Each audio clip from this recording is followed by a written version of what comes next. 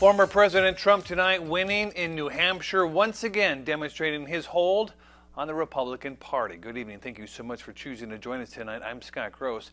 Still, former Governor and Ambassador Nikki Haley is vowing to stay in the race. NBC's Alice Barr is on Capitol Hill with the latest on the nation's first primary.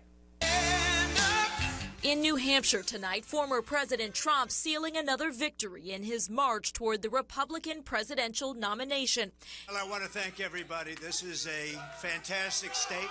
He's now the first Republican to win contested races in both Iowa and New Hampshire since 1976, when the states began leading the map. The consecutive wins dealing a serious blow to former UN Ambassador Nikki Haley, the last major GOP candidate challenging the former president.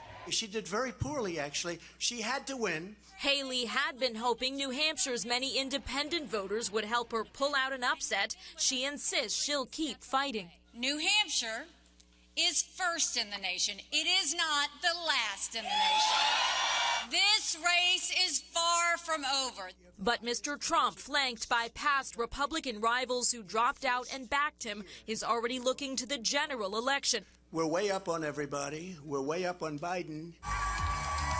President Biden and Vice President Harris also eyeing the November election, teaming up today to target Republicans on abortion, the issue they think is most likely to drive their supporters to the polls. Freedom is on the ballot, like the freedom to choose.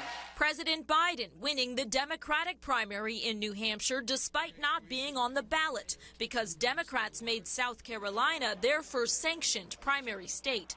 Enough voters wrote in the president to bring him his first victory of the 2024 race for the White House. As the guessing game continues over how long Nikki Haley's candidacy can survive, her campaign sent out a new memo arguing there's fertile ground for her to pick up delegates through Super Tuesday. That's in early March. In Washington, Alice Barr, NBC News.